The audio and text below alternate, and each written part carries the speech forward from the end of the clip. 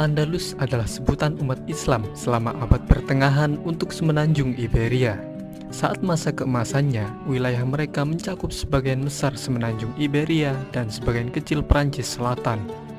Saat di bawah pemerintahan Kekhalifahan Cordoba, Al-Andalus menjadi pusat pembelajaran dan kota Cordoba yang saat itu adalah kota terbesar di Eropa, menjadi salah satu pusat budaya dan ekonomi terkemuka di seluruh cekungan Mediterania, Eropa, dan dunia Islam.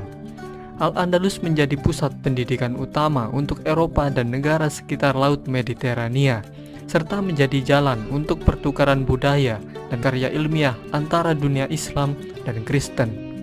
Dan berikut ini adalah sejarah Al-Andalus selengkapnya.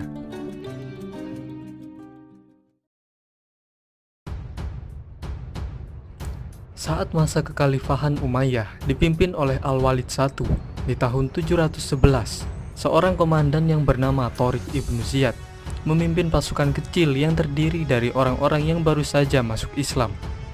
Mereka mendarat di semenanjung Iberia, kemudian berkemah di kaki gunung yang selanjutnya dinamai menurut namanya, Jabal Tariq atau Gibraltar.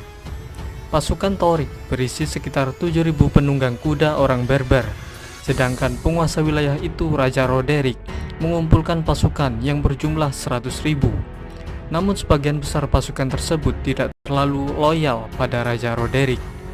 Singkat cerita, Tariq akhirnya bisa memenangkan pertempuran yang menentukan ketika Roderick dikalahkan dan dibunuh pada tanggal 19 Juli di pertempuran Guadalete. Kemudian Tariq membagi pasukannya menjadi 4 divisi yang kemudian menaklukkan Cordoba di bawah komando Mughith al-Rumi. Begitu pula dengan Granada dan kota-kota lain. Sementara itu, Tariq tetap menjadi kepala divisi yang menaklukkan Toledo. Setelah itu, pasukan tersebut terus bergerak ke utara sampai ke Guadalajara dan Astorga, dan akhirnya sebagian besar semenanjung Iberia menjadi salah satu provinsi kekhalifahan Umayyah yang disebut Al-Andalus. Namun pada tahun-tahun setelah penaklukan, hubungan antara orang Arab dan Berber di Al-Andalus menjadi tegang, karena terdapat perbedaan kasta di antara kedua etnis tersebut. Suatu ketika populasi etnis Berber jauh melebihi jumlah orang Arab di provinsi baru itu, dan kebanyakan orang Berber telah turut serta pada sebagian besar pertempuran, dan mereka juga diberi tugas yang lebih keras, misalnya menertibkan daerah-daerah yang bermasalah. Sampai pada tahun 729 Masehi, komandan Berber yang bernama Munus telah memberontak dan berhasil membentuk negara sendiri di Cerdanya untuk sementara waktu.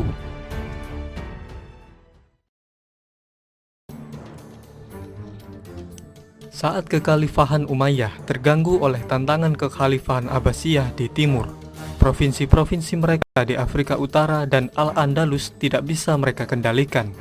Sampai akhirnya sekitar tahun 745 Masehi, klan Fihriz merebut kekuasaan pada provinsi-provinsi kekhalifahan Umayyah di Afrika Utara dan Al-Andalus.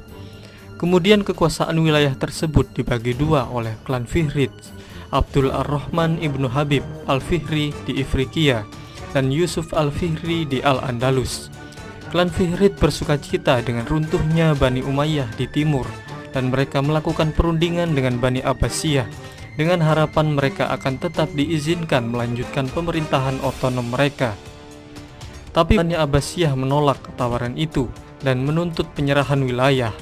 Karena tidak terima, kemudian klan Fihriz menyatakan kemerdekaannya dan mengundang sisa-sisa Bani Umayyah yang terguling untuk mengungsi di wilayah kekuasaan mereka. Tapi sekelompok orang yang kecewa dengan kepemimpinan klan Fihriz berkonspirasi dengan keturunan Bani Umayyah yang mengungsi untuk memberontak. Lalu di tahun 756 Masehi, pangeran dari Bani Umayyah yang bernama Abdul Ar-Rahman I menggulingkan Yusuf al-Fihri dan menyatakan dirinya sebagai emir dari Cordoba. Kemudian 1,5 abad berikutnya, keturunannya yang bernama Abdul Ar-Rahman III tidak hanya dengan cepat memulihkan kekuatan Umayyah di seluruh Andalusia, tetapi ia juga sanggup memperluasnya ke Afrika Utara bagian barat. Pada tahun 929, ia menyatakan dirinya sebagai khalifah dan mengangkat status daratan Al-Andalus dari emirat menjadi sebuah kekhalifahan, yaitu kekhalifahan Cordoba.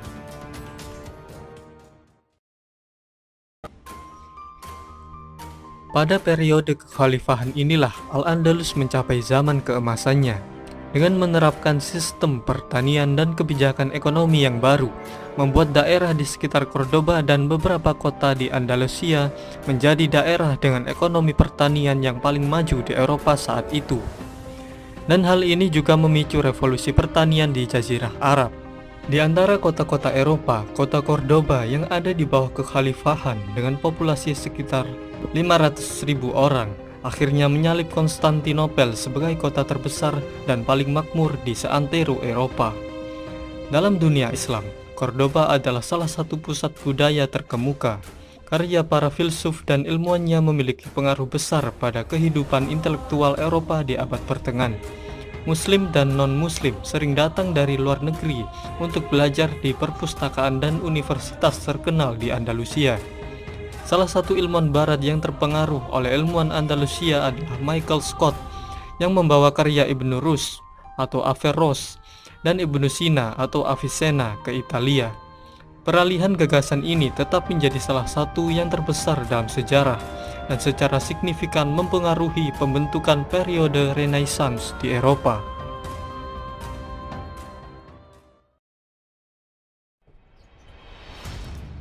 Memang kejayaan tidak akan bertahan untuk selamanya.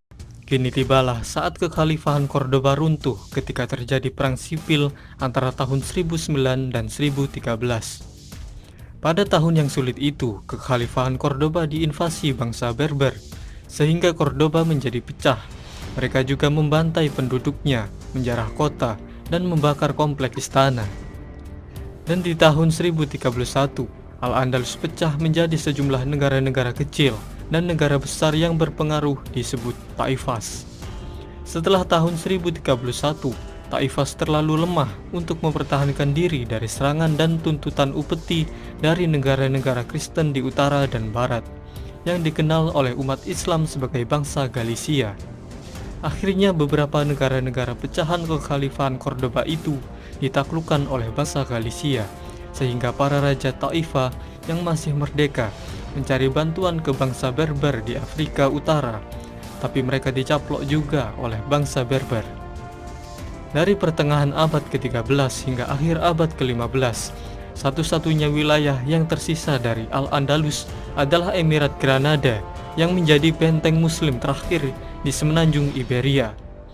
Emirat ini didirikan oleh Muhammad ibnu Al-Ahmar pada tahun 1230 dan diperintah oleh dinasti Nasrid, dinasti yang paling lama memerintah dalam sejarah Al-Andalus.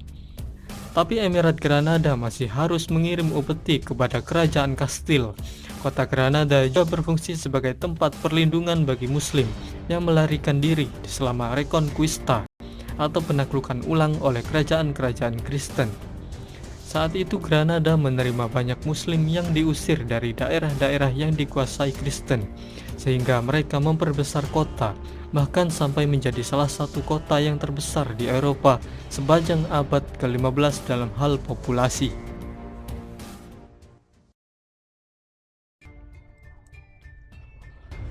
Pada tahun 1469, pernikahan Ferdinand dari Aragon dan Isabella dari Kastil menjadi tanda kalau Emirat Granada akan runtuh.